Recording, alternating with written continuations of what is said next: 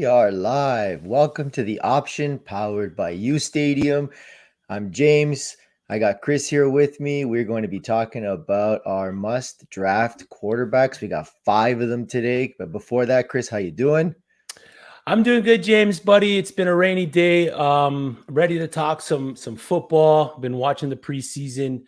Before we get into anything, make sure to like and subscribe to the channel. Just it'll help us out. It'll help you out at the end of the day. Let's all get some championships together. That's right. That's right. So today we're going into some quarterback talk just before. I know a lot of people have started drafting. They're getting into their drafts. If you guys have any questions throughout this, please hit us up in the chat and we'll get the questions answered as we go. But let's go into this. And so right off the bat, I mean, we have some usual suspects. We're not going to be talking about these guys as our must drafts because right off the bat, these guys, if you're going to get a chance to draft them, these are the guys you're going to It's draft too anyways. easy. Definitely. I mean, we could It's say too just draft easy. Patrick Mahomes, of course, right? So, Yeah. but our usual suspects here that I mean would love to be on every single draft team if you could.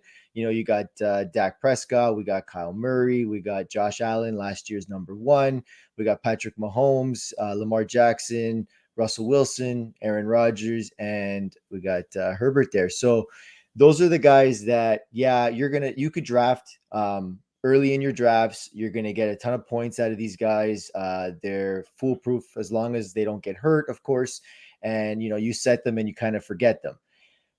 But that's not the guys we're here to talk about. We're here to talk about the tier underneath them, that the difference between drafting those guys where you're missing on a possible running back or wide receiver or tight end that could get you more value at that position, that you could take these other quarterbacks a little bit later on and it'll make up the difference so that you could still get that star running back, wide receiver, or tight end. So I say we just start going right into it. Why don't we go with our first choice? And that, I believe, is Tom Brady of the Tampa Bay Buccaneers. The GOAT. Yes, sir. Last year's QB7, he had 4,633 yards, 40 touchdowns, 12 interceptions, and 3 rushing touchdowns last year. So he's definitely on our list of a guy this year that we think can do it again. I mean, he's a Super Bowl champion. What is he now, 43, 44 this year? Something like that? Yeah, he's up there. He's up there in age, but I think they got all 22 guys returning. They do? Their offense is healthy. It's rolling. They got, according to PFF, they got the 5th best ranked offensive line. So he's going to be protected in the pocket. They've got, I think it was the easiest schedule compared to any other team, which is wild to me considering they are the reigning Super Bowl champions. But if you break down their team, their wide receivers are Chris Godwin, Mike Evans. He's going to have Antonio Brown for the whole season. Running back, they got Leo Fournette, Ronald Jones, and then Giovanni Bernard, who might take that James White kind of role. And then tight ends, of course, he's got Old Faithful, Rob Gronkowski, OJ Howard, and Cameron Brate. Last season, what makes Tom Brady one of the guys that you're going to want to own at the back of your draft so you can stack these other volatile positions like wide receiver, running back. You can go and get a top end tight end, is that Tom Brady can throw the ball down the field. I mean, Yes, we've he seen it. can. We've seen the pass just recently, the 80-yard to Chris Godwin, right? So deep plays. He was first in deep ball attempts with 93. He was third in overall passing yards. He was first in air yards with 5,554. And he was the only QB in the league with 80 plus deep ball attempts. James, do you see any cons with Tom Brady coming into the season? Um, Looking at him this year, there are a few. That is the defense too good to the point where they may not be on the field this season. Yeah. And they're going to keep them off a little bit, or if they are winning games because Brady puts up a TD and then or a few TDs, and then all of a sudden they go into rush mode, and that takes a little bit away from Brady. Those are some things that could happen there. In that scenario, Brady's not very mobile. So that's Yeah. also a little bit of a con. You're not going to get any of those. I mean, he had 3 rushing touchdowns. I think that was a pretty high for me, considering I didn't think he'd get that. But All QB sneaks, all QB sneaks. One so yard touchdowns for sure. right, but I mean, at the same time, like he doesn't get you those points. You're not going to get the Lamar Jackson 84-yard rushing game with a touchdown there. You won't get any of that. But like Chris said, he throws the ball and he's going to throw again. I was just looking at some of the stats from the receivers last year. I mean, Mike Evans had 70 receptions. Chris Godwin had 65. Godwin had an off year and had 65. Evans had, I think, 109 targets and Godwin had 84 targets. Evans was over 1,000 yards. Godwin was just under by 160. Evans even had 13 touchdowns. I mean, that once they're in that 5-yard line, it's a little dump to Evans for a touchdown. I think it was like the simple play for Brady over and over. And that's Yeah. with him only getting 1 year, whatever you call that offseason last year was with the whole COVID situation. He's got a whole new year with these guys now. He's got a better rapport with them. I mean, the sky's the limit again, especially since everybody's the same. And a second year with Brady, more planning, more getting used to each other. It could be scary. I mean, I think I've ranked him as high as 7, QB7 on the year this season that I could see him finishing. And with that easy schedule that they got, I've never seen a Super Bowl team get such an easy schedule. Yeah, it's wild. The So, conspiracy theorists are out on that already. So but I mean, I'm sure if there's a record left for Brady to break, he'll find out he can do it this year and go from there. But what do we got him projected this year, Chris? we got him at 5,200 yards, 37 and a half TDs because we couldn't really come into agreement on that one, and about 10 interceptions, which would put him right in that top 7 QB range. Guy that you're going to get later in your drafts to finish that high is one of the guys that you're going to want to draft.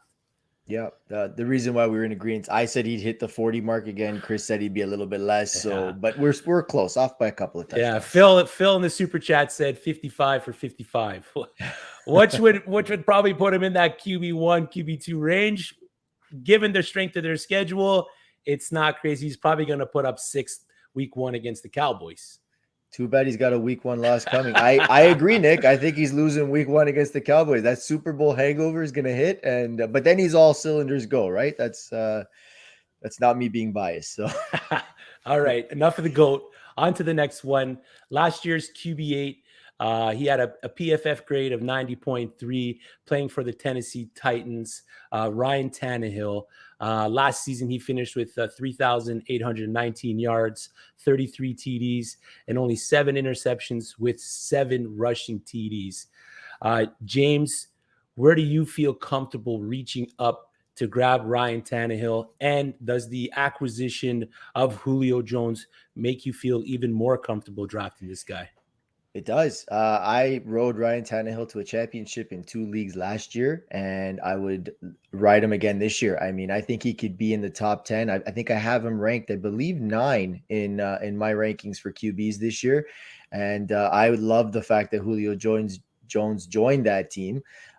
So their receiving corps that they've got AJ Brown, Julio Jones, Josh Reynolds, of course. Running back is Derrick Henry. There's no need to mention anybody else.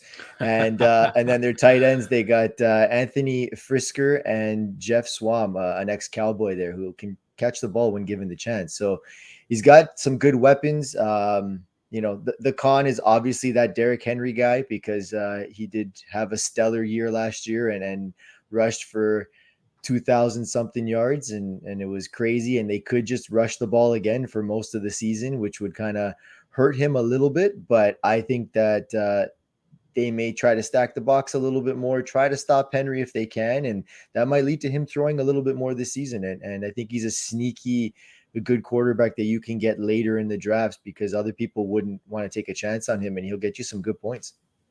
Yeah, his ADP right now, I believe, is 809, which would put him at about the QB 12 to 14 range. He's one of the guys that's going to have a safe floor for you to grab, where, like we said, with a lot of these guys on this list, you're going to be able to stack those other positions. They had the 4th best scoring offense last year. Given that, now they got a new offensive coordinator. Arthur Smith moved over to Atlanta to coach. I don't know if they're going to depend on Derrick Henry the same coming into the season. They also have one of the back-end ranked defenses. So there might be a lot more put on Ryan Tannehill's shoulders to produce, to try to win games. They might not rely on Derrick Henry that much as they did last season. Plus, there's the extra game, and that stuff is only going to boost his numbers come to the end of the season. Also, in 2020, he had career highs in both touchdowns and his QBR rating. Touchdowns, I think he threw, like we said, 33, and his QBR rating was 78.3. He's not a big guy that's going to stack yardage, but with his projections, we have him getting a good boost from where he was last year. James, do you have his projections for 2021? What are you giving us? I do. We got him at 4,600 yards, 31 touchdowns, and 8 interceptions. Yeah, so it's a good boost. It's about a 700 to 800 yard boost. Touchdowns was right around the same. We argued on that one a little bit, and touchdowns is right there. Plus, he's probably going to go for the same range of rushing touchdowns, 7 to 8, which would put him again back into that top 10. Just think about it. You got Julio Jones there. Atlanta did not use Julio Jones the way he could be used in the end zone. And then you got AJ Brown on the other side. Yeah. So What did Matt Ryan call Julio Jones? What was his nickname? Touchdown Virgin or something? That's what I think it was. Yeah, touchdown virgin. Yeah. I'd love to see a resurgence. I'd love to see Julio get a lot of touchdowns in the end zone. I mean, of course, when you're within 2 yards, it's going to Derrick Henry. So hopefully they get stopped in the 7-yard mark and they decide to throw it instead. But should be good. I like Ryan Tannehill. I think he'll help a lot of your teams win if you can get him later. So Nick asks, who do you guys think will be better this season with Ryan Tannehill, Julio, or AJ Brown? I think it's AJ Brown. I think he's going to see more targets. He has the rapport with Tannehill for the past few seasons. So for me, it's AJ. For you, I got AJ as well. I think I've got AJ stock everywhere. I've had him since he was drafted. I remember that was a fun year where I kept picking him up, dropping him because he wasn't doing so well, and then I ended up sticking with him. Thank goodness. But yeah, he with the help of Julio being on the other side, I think it's going to open him up. Looking at what he had last year, I mean, he had 106 targets last year, caught 70 and had 1,075 yards, 11 touchdowns. So, that was different on that end. And I think he could do it again. And especially with the fact that Julio Jones covers him on the other side, it definitely will help out because that's going to make more people have to cover him. Corey Davis wasn't a very scary wide receiver to worry about as a wide receiver too last year. So, I mean, I think that'll just only enhance them on that end. So agreed. But yeah, so that's our number 2. Before we go into our number 3, we just want to again mention to you guys, definitely like and subscribe to the channel. The more likes and subscribes we get, the more content we're going to produce for you, and we're definitely going to help you guys win your championships this season. So at number 3 on our list, we have a guy who was just traded to this team, brand new, Matt Stafford of the Los Angeles Rams. He was last year's QB 15 on the horrible Detroit Lions, and he finished with 4,084 yards, 26 touchdowns, and 10 interceptions.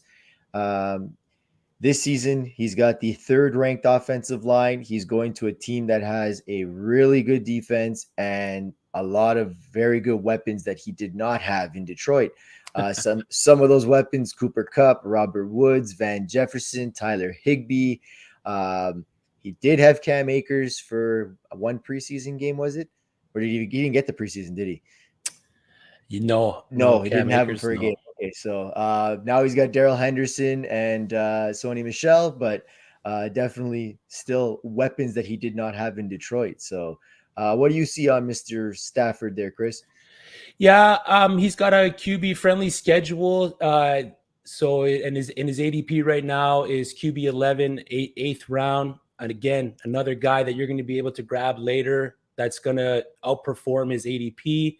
Over the past 3 years, just to look into Sean McVay's offense over the past 3 years, they've averaged 597 pass attempts. So QB in the upper half of the league in terms of arm talent and strength, mixed with the third best O-line, the weapons, like you said, in Robert Woods and Cooper Kupp, Tyler Higbee, everything mixed as a whole, it's only going to spell success for Matt Stafford. I mean, he did lose Cam Akers. I'm not overly worried about the Cam Akers loss. Matt Stafford has been known to make lesser known wide receivers shine. He made Theo Riddick a top 25 running back when in his time in Detroit. So, I mean, he's lost a bit of weight. He is looking lean. But given that mixed with everything else, if he can stay healthy, I know health has been, he's missed a couple games here and there with some issues. If he can stop hitting his hands on defenders' helmets, he could bring himself into that upper tier of quarterbacks, finish in the top 10. So you're not going to spend the early draft capital on a QB in the top half of your draft. You can get these guys later, therefore giving you the advantage of filling up the other positions. So guys like Matt Stafford, who we have projected for 2021, 4,800 yards, 35 TDs, and 12 interceptions. So that, again, puts him into the top 10 of QBs. Yeah, I was looking at last year's stats for Cooper Kupp and Robert Woods, and I mean, they're so close. Yeah. Kupp had 124 targets, 92 receptions. Woods had 129 and 90 receptions, both 900 and something yards. Woods ended up with 6 TDs and Kupp with 3. I think the biggest difference here is going to be, I think their TDs are going to go up for the two of them. And I think both those guys are going to have great years. And that's only going to lead to Matt Stafford having such a great year as well. So the sky's the limit with this team. They're a contender. They're going to win a lot of games. They're going to be doing a lot of things. And Sean McVay is still a genius. He's still a wizard on the offensive side. And I can't wait to see what he can do with Stafford. He actually gets an arm back there rather than Goff. Yeah, he's got a guy that can stretch the field. They have a guy that's elite in the play action passing and all that stuff. So they're going to be able to use all his tools to their advantage. I'm excited to see what Stafford and Sean McVay can do in the offense. Moving on to our next guy. Before we do, if you love our content, we are now accepting super chats and super stickers. Don't forget to download the U Stadium app. There you can join the Fantasy Football Stadium, get exclusive access to us, exclusive access to the information that's dropped almost immediately. As soon as we find something out, the team finds something out, they drop it, they give you the push notifications. So you can be on top of everything you need to be to win your draft. With that, they also have a beautiful draft kit free of charge. All you got to do is download the app. And this is the kind of stuff that's going to help you win your leagues. We are heading into a draft heavy couple of weeks here. The season is just around the corner. So if you're looking for a tool to gain the advantage over your opponents, head over to the U Stadium, download the app, download the free draft kit. It's that easy. Yep. So moving on, our fourth QB here that we're going to talk about is Baker Mayfield. Ooh. Cleveland Browns, PFF last year, 81.6, 3,563 yards, 26 touchdowns, 8 interceptions. The ratio is great. He's efficient. He's not going to turn over the ball as much. They are on the lower percentage of passing plays, but I think now that Baker is his first time really not having to learn a new offense. Kevin Stefanski is coming in is a second-year head coach. It's only going to benefit him. His weapons are getting healthier. OBJ is coming back. Jarvis is always there. Donovan Peoples-Jones has been lighting it up in camp. They got Austin Hooper at tight end and the newly minted Nick Chubb. Plus, they got the pass catcher Kareem Hunt. James, what is your projections for Baker Mayfield in terms of ADP? Where do you got him coming off the board? For this season, looking at his stats and where I've seen him, I've got him at probably the QB 15, 16 range is where I see him this year right now. I think our projections on him, we've got him at 4,200 yards, 33 TDs, and 10 interceptions. I had Baker last year. Big year for Baker. Yeah, I had him last year. I was disappointed, and because he wasn't very good at the beginning, and it was only because of the weather. He got hit with, I think, the worst weather games possible in a stretch of like 6 weeks. Yeah, that's the downfall, because they play where they play in the division that they play in. All the teams play outside, Oh so man, it can be one of those games like it happened last week, where there was that stretch where he was putting up single digit numbers for a passer, which is, you don't want that. But I couldn't believe the hailstorms and then this snowstorm and then the yeah, rain and this. the Like I wind, just yeah, felt bad. But then once they kind of got into some nice weather, like Baker could throw the ball. He could get it out there and he could move. And especially when he's on the run and he finds his receivers going down yeah, the field. And he did that without OBJ. He was out last season too. So you get a healthy him back. I mean, he's a he's got gamer. some weapons. He's got stuff there. I was looking at the stats from last season. I mean, only Jarvis Landry had 100 targets, and then the rest was kind of mixed in because he never really had a solid number two. So if OBJ can stay healthy and Landry stays healthy, I mean, this could change things around for them. And then you got Chubb and you got Hunt. I mean, Hunt catches the ball and he's in for 15, 20 yards every play almost. So Yeah. I like him. I think he's going to be a sneaky good back end quarterback to draft that could help you. And like I said, I mean, if you can afford to pick up a better position player at the spot you would one of those bigger guys and get someone like a Baker to help you later, I think that's good. If he spends more time with the football and less time making commercial. Hey, you're right there, Phil. You're right there, Phil. But his connection, like Nick says, with OBJ, it wasn't that great last year. He got better when OBJ went out. He was more efficient when OBJ went out, when he wasn't forcing the ball to OBJ. So it'll be interesting to see if that pattern repeats itself. But just some of the progressive analytics on Baker Mayfield. He was top 10 in completion when making plays out of the play action with 69.47%. And he was top 10 in red zone completion percentage with 63.89%. And then one of the bad stats from one of the things that kind of let him down were his receivers. He was 7th in the league with drop passes by his receivers with 30. So if Wow.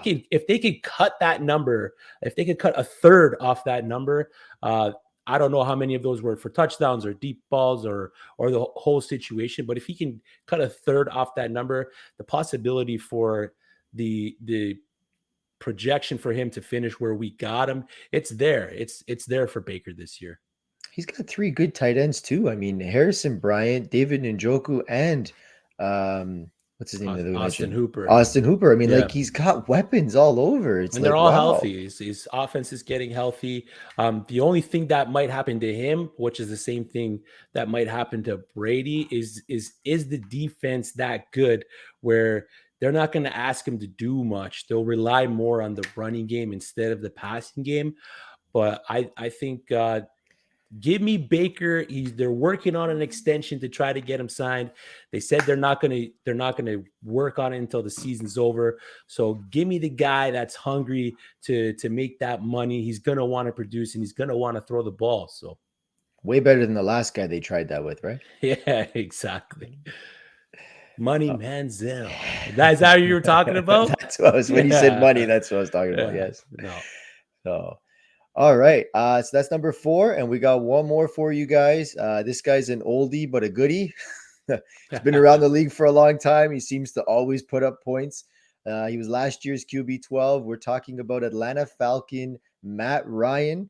At the beginning of the year, Nice. we didn't think he'd still be with Atlanta. There were so many rumors that they were going to trade him, they were going to move on with him, and they were going to use that 4th pick to go and take a quarterback.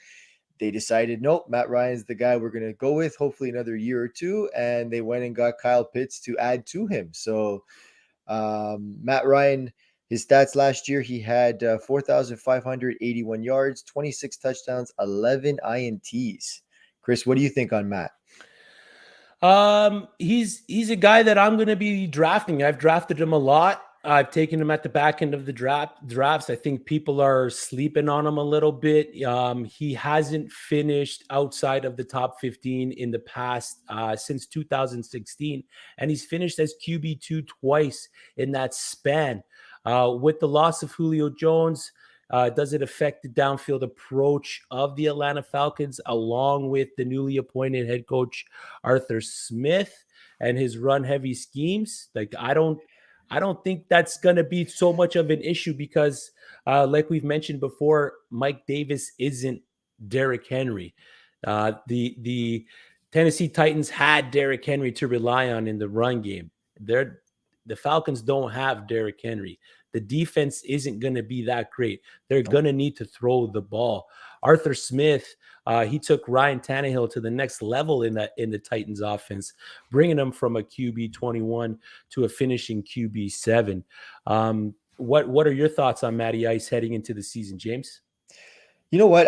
The biggest thing is, you say it all the time, garbage time, and Yeah. I think these guys are going to be losing a lot of their games, and they're going to have to throw the ball to catch up, Mhm. and they're just going to let him sling it. There's rumors that this could be his last year, so they're going to let him just go out there and do what he can to try and get his next contract somewhere else. And with that being said, I think that he's just going to air it out. I mean, you're going to see a lot of Kyle Pitts, you're going to see a lot of Ridley, you're going to see Gage, you're going to see a lot of balls going there. And these guys are, they can do things. Ridley, we're projecting almost top 3 wide receiver. He could finish this year, 2, 3, 4, somewhere there. I mean, and Yep. Kyle Pitts, the fact that there's no Julio Jones anymore basically makes him the Julio Jones now. And, so it's the sky's the limit for him. I mean, I don't see him beating the top 5, 6 guys in that. I don't know if he finishes top 10 as a QB, but I mean, I could see him as a sneaky good QB 12 to 18 range, somewhere in there, and definitely get you some good points to help you win games down the stretch too. Yeah, and again, the what makes him so valuable is he's not a big runner, but he's a guy that stretches the field. He was second in deep ball attempts with 76. He was second in red zone attempts with 91. Um, like we mentioned before, Tannehill, when he was in that offense, threw 481 times. But again, they had the luxury of Derrick Henry. They don't have that. Their defense isn't great. They're going to need to throw to be in games. They're going to need to keep the point total high to compete. Like you said, they got Kyle Pitts. He's never dropped a pass in the end zone in college. He's got the elite Don't jinx players. him now. Yeah, he's got the elite players in these elite positions where he wants it. Can they rely on Mike Davis to take some of the workload down low from him? Matty Ice isn't really a guy that likes to dump it down low, but he's going to be reliable for him as well. Like they're going to have a running game where it'll kind of complement their passing game and take a little bit of load off Matt Ryan. I'm looking at some of the stats from last year. Calvin Ridley had 143 targets last year. Yeah. Russell Gage had 110. Julio Jones had 68. Hayden Hurst had 88. The team hasn't gotten much better on defense to sort of change that mentality. So they're going to be doing this all over again. I mean, and so these guys, especially those players I mentioned, aside from take away Julio Jones, add in Kyle Pitts. I mean, you're looking at the same thing again. This guy's going to put up these kind of numbers. And if these guys can catch the ball a little bit better than they did last season for him, I mean, that only increases his fantasy production for you afterwards. Just because he's on a horrible team doesn't mean you can't get good fantasy production out of him. Exactly. I think last season he threw 680 times. I don't think he'll hit that mark this year. I got him around the 525, 530 in attempts. So, what are your 2021 projections for Matt Ryan this year? 4,900 yards, 30 touchdowns, 12 TDs. Solid season for someone who picks him up a little bit later and avoids the other quarterbacks. Yeah, again, it's easy to say draft Mahomes, draft Kyler, draft Lamar, but what we just gave you with these 5 guys are objective stats and coaching patterns and averages about what they like to do and weapons that they have in their offense. So like we said at the top, you can draft heavy RB, you can draft heavy wide receiver, you can grab a top tier tight end, draft these lower tiered quarterbacks in the later rounds, which will eventually complete your team as a whole. I mean, these guys projected QB 7 to 12. That's a great range. And where you're going to get them in your draft, I mean, it's printing money at that point. Well, I'm seeing Mahomes go in round 2, 3. I'm Yep. seeing Kyler and Lamar going 4-5. So I mean, the weapons you could pick up in those rounds versus these Exactly. quarterbacks are only going to help you down the stretch. So Mhm. especially in a one QB league. So I definitely look into that depending on where you're going. But these aren't the only quarterbacks that we've been hearing about in the news and whatnot. There's been some other QB battles that I'm sure you guys have been asking about or saying what's going on with some of these rookies. So I think we should get into some of those situations that we have as well. So let's bring up our first QB battle that was there. I believe it was is it the Newton and Mac Jones battle that's going on right now? That's right. So, Chris, what are you hearing out of camp going on right now? There's been conflicting reports. They haven't, especially the last thing that just happened with Cam Newton with the whole COVID issue where he went off site to get treatment or see a doctor somewhere else. I heard it was team approved, and then he had the COVID situation, which kind of opened the door for Mac Jones. Mac Jones has been stellar through camp. He's been stellar through his preseason games. He throws a pretty ball. I was watching the game earlier today. The touchdown pass that he threw to Zuber in the end zone, it was decisive. It was on point. He threw the ball where Zuber was going to be. The anticipation's there. He's built for this offense. I just think that Newton will start. He did throw up an Instagram post earlier today saying that he was QB1, but I've said it once. I'll say it again. Cam Newton saying one pinky, one finger, one thumb. He's done, man. I don't I don't see it. What do you see? Well, I mean, technically, he's not lying. He is a QB. He's wearing number one. So, I mean, he's definitely. Technically he's QB1. Yes, I get it. um, I. I think Cam's going to start. I said it from the beginning this year when he was when they signed him again. Even when they drafted Mac Jones, I think they're going to let Mac Jones sit the full season. I believe their bye week is late. If I'm I can't remember exactly when the bye week was. Usually the bye weeks is when they kind of make a change of quarterback. But I have a Week feeling 14 is their bye. week 4 exactly. So it's Yeah. late. So if by week 14 these guys aren't in a playoff position, nowhere close, then you'll see Mac Jones. But I think up until week 14, it's Cam's show. Even And if Cam struggles early, you don't think that they pull the plug? no, I think they're going to let Mac Really, eh? Jones watch and see what's happening with Cam. I think Cam he's got that credibility. He's been to a Super Bowl. He's been around the league for so long that I think he's going to only give off like just the knowledge he can give Mac throughout a whole season of seeing what Cam does to prepare and how he does on and off the field is only going to benefit him. And I mean, if they don't think they're going to win this season anyways, and Cam's struggling, whatever it is, you may as well wait a little bit. Maybe it's a little earlier than week 14 because you only got about 4 weeks left. Maybe they want to see something earlier. So it could be if they like haven't won many games, but their defense is really good. They got most of those players back that Yeah. were on the COVID list and didn't want to play last year because of COVID. So their defense just shoots back up to a top 5, top 6 defense this year. And I mean, that's going to help them win games. He's got some better weapons, not amazing wide receiver weapons, but better than he did last year. And, and the running game looks really good right now too. So, I mean, I don't think they're going to be a bottom feeding team. I think they're going to be right in that mid pack range and they're going to be in games throughout and they're going to keep Cam just because of that reason. Yeah, I mean, I could see that. I think if they go down 1-3 to start the season, I don't think they'll hesitate to play Mac Jones. At the end of the day, the New England Patriots are uh, a prize franchise. They got a lot of pride, a lot of history in the past 20 years. I don't think Bill Belichick is a guy that would just pack it in because he wants to wait to start Never. Jones. I could definitely see that if Cam Newton starts slow, if there's an inkling, if he gets injured and he gets taken out for half a game or one game, and Mac Jones comes in and just does enough where it puts him above Yeah. Cam Okay. Newton, I could definitely see Cam Newton losing his job. Be fun to watch. I mean, Yeah, can't wait, man. New England's always a team that everyone likes to watch, even without Brady there. So, Yeah. before we go on to our next battle, if you love our content, we are now accepting super chats and super stickers. So please help us out. That obviously goes a long way with us. And like and subscribe the channel. I mean, the more that you like and subscribe, the more content that we can produce for you, and go from there. Chris, who's our next QB battle? Our next QB battle is out of San Francisco. We got Trey Lance versus Jimmy Garoppolo.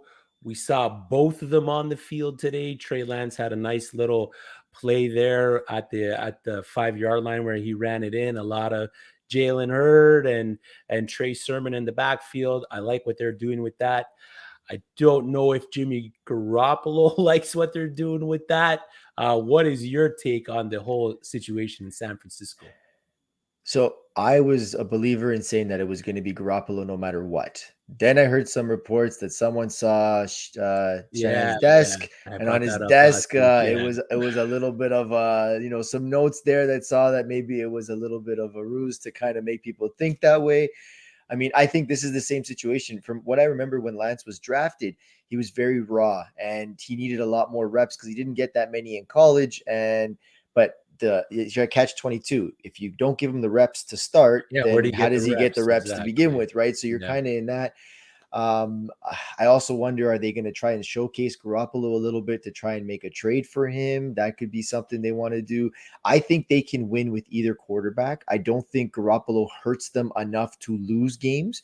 Their defense is back with the players that they had from last year that were hurt. I think that's going to change a little bit and make them a little bit stronger than they were. And I think, I do think Garoppolo can stand there and win them games. So I don't think any option is a bad one right now for them. If they do go Garoppolo, which is where I'm leaning, and they come out losing maybe 2-3 games to start, then yeah, I can see the switch happen. But I do think that Garoppolo is going to be the guy they're going to go with to start the season.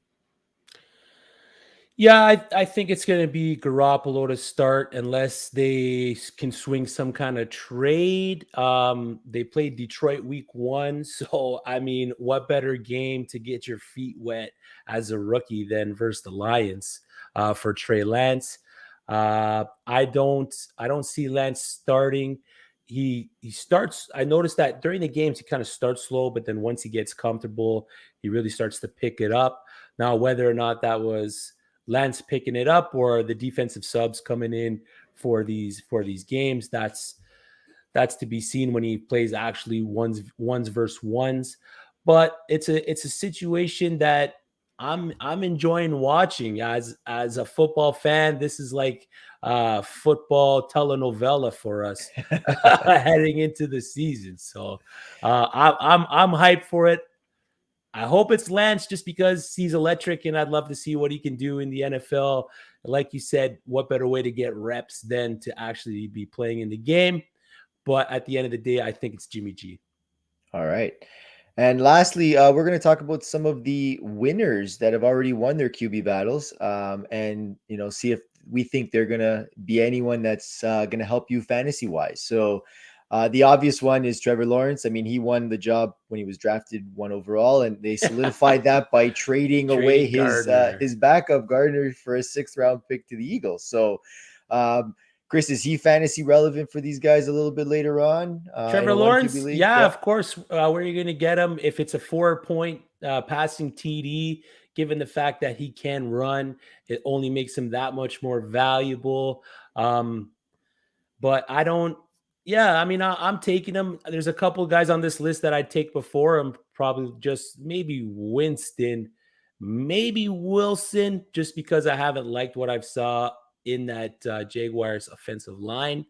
Mm-hmm. But other than that, I'm excited for Trevor Lawrence. All right, do you got him a lot? Do you own him in quite a bit? I think, 1 league with him. It was one of our dynasties that I got him, or one of our Debbys, I think, that I got him. So he'll sit on my bench. I mean, I have Rodgers and Brady in that one, so they're gonna play, and Lawrence will be my 3rd, and just sit there and let's see what happens. But I mean, it's still the Jaguars. I don't. At the end of the day, right? I don't see him being a top 10 QB this season. I don't even know if it'll be next season. So don't get your hopes up. I mean, if you're in a dynasty and you're looking for a QB that could take a few years and get there, he could be the guy. But yeah, who else do we have on this? Oh yeah, Dalton. Dalton won the job. He's the week 1 starter. How long do we think he lasts as week one starter? I I think have him halftime. Is what halftime with week is my one. call. Okay, Halftime week one is my call. Is that'll be fun. is where I got him coming out. But that's another one of the situations that like Lance and Garoppolo. I love watching the drama of Fields and Dalton. Where do you got? How long do you got Dalton starting for, James? I mean, I don't think he even should be starting now, but that's a different question. I mean, I think though, as long as he doesn't get hurt, he'll get through game one, and then they'll see what happens in game two. And up until the fans decide to storm the field and get the coach to make the change, they're already hating on Dalton. And Yeah, Fields has come out and yeah, you said just had to basically, tell him. let him be. I Don't mean, boo him. Don't don't boo boo him. him, right? So. Yeah. I like what Fields has been doing. As long as his offensive line doesn't do what doesn't let the other guy kill him like they did in that play that I Oh, saw he there. near So, died, man. oh, He it near was died. so. But yeah, Dalton's the guy for now. So I don't. We're not saying to draft Dalton. If you can get Fields and wait and have him in one of my leagues, I got Fields as my fourth quarterback just to wait and see what he does, and maybe I'll use him for trade bait later. Or if he's really good, I put him in over the other QBs I have. But it's a waiting game when you get a quarterback like that. I like Winston. I like Winston on New Orleans as the starter. I thought Hill was going to win it just because of the rapport he had with that team, but Winston came out and was awesome all preseason, and I like what he has there. It's unfortunate that Thomas is going to be out for a little bit because that would have helped his numbers immensely. So right now his best weapon is Kamara and more Kamara, but yeah, we'll see what he can do on that team. I mean, he did put up 5,000 yards one season with Tampa Bay. So, or I don't know if it was more than one, but yeah, he was definitely good there. And the Bridgewater one was a shocker to me. Did you see Bridgewater winning this job between him and Locke? I did. He's the more efficient of the two. I think what Denver's going to try to do is dominate through defense and do enough on offense to keep them in the games. Last year, Jerry Judy, I think he was top of the list in the most uncatchable passes. So, given that Bridgewater has a high completion percentage, he doesn't miss a lot of throws.